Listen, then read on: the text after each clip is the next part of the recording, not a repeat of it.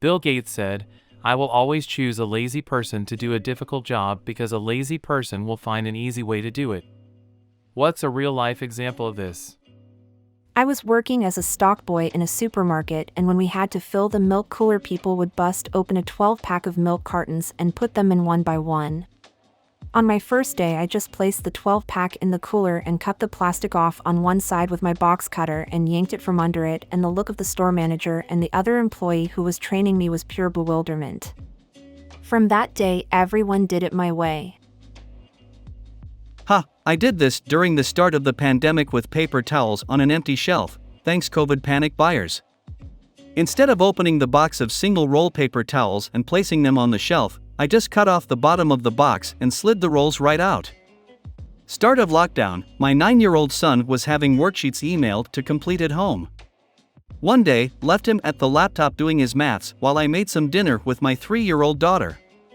Walked into the living room with his dinner to find him asking the Alexa all of his maths questions.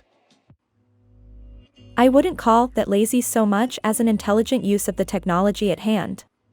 Learning and utilizing technology is probably a much better lesson learned than whatever the particular maths problems he was working on. Worked as a laborer at a nursery one summer. Daily tasks included manually watering 15,000 plants each day. Put together a back of the napkin plan to build an irrigation system and spent the next few weeks building it with some money from the boss. That system is still running 15 years later and does all the work now.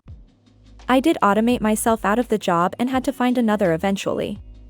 Couple years later, got my engineering degree. I'm convinced engineers are inherently lazy people that will spend a disproportionate effort to make things easier. That is precisely what engineering is.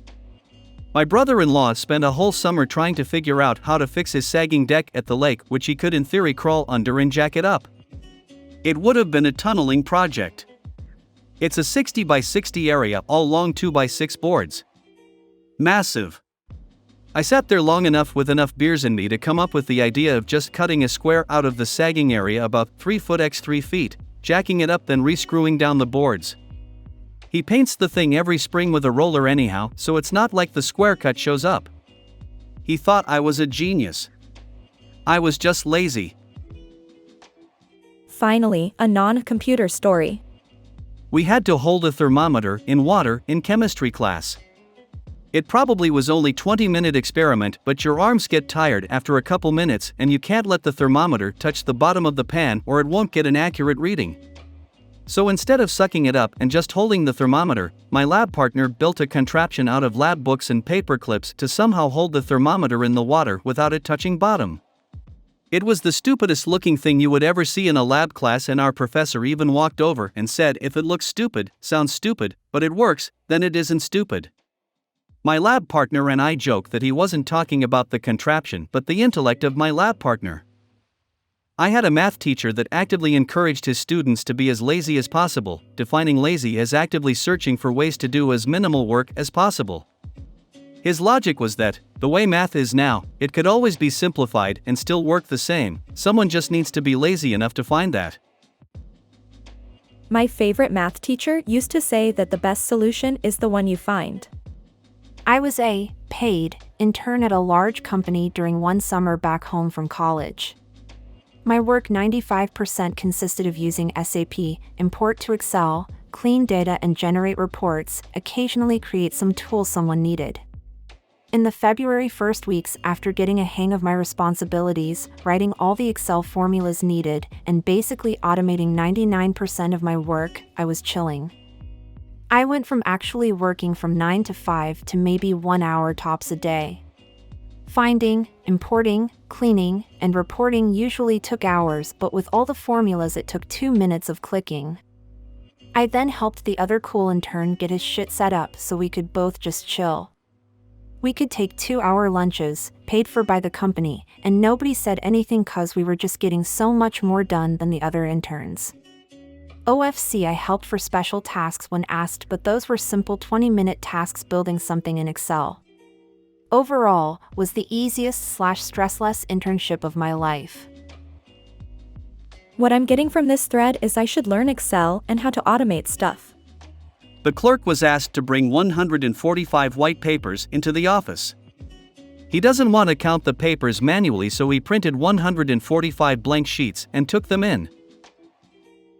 Smart. He used a machine that counts as one of its functions, but not the primary function, to do the counting for him. It's just enough outside of the box that most people wouldn't think to do it at all. One of my favorite examples is Andy Kim. And I'd like to preface this by saying that I don't think Kim is lazy so much as a genius. Andrew Joachim was a singer-songwriter who became famous under the stage name Andy Kim. He achieved success writing songs for bands like the Archies, possibly most notably Sugar, Sugar.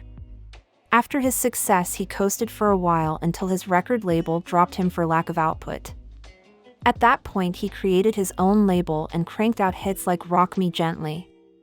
When they saw this, the big record labels then bought his label under the assumption that they would then profit off of the songs he wrote and performed. He then very shortly stopped writing songs and largely lived off the sale of his label. Work smarter, not harder. And GT, work smarter, not harder.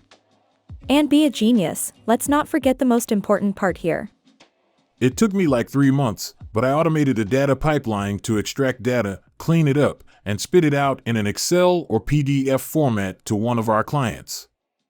I walked over to shoot the shit with the lady who handles my client and gives me tasks, and she told me we make $40K off them every month for that automated job.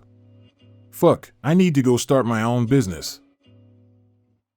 As a developer at least, it's quite common that everything you create at work belongs to the company. So make sure your script doesn't belong to them before you try and start a business with it.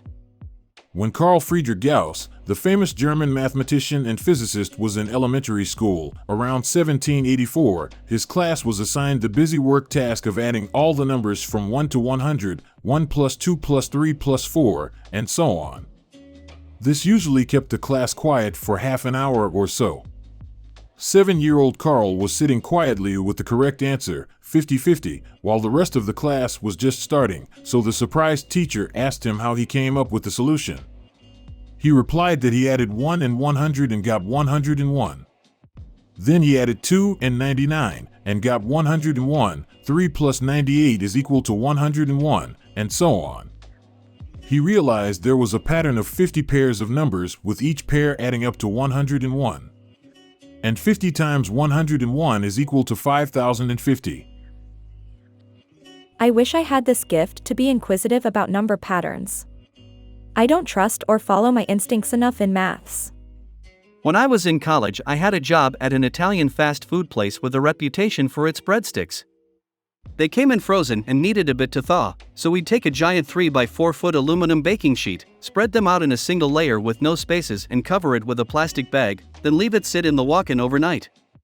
The next day you'd have to get a pair of tongs and move each stick to a new tray, turning them over, then cover the new tray with the bag and let them sit on racks for a couple of hours before brushing on the garlic butter sauce. This was tedious enough that you'd usually be ready to brush the butter on the first tray as soon as you turned the last tray. I was given this task for the first time one morning and just did not want to deal with it. I realized if I put the second tray upside down on top of the first one, then turned it over and took the first tray out, I got exactly the same results. Blew the boss's mind when I did the 3-hour job in about 15 minutes. I was given a 5 cents per hour raise.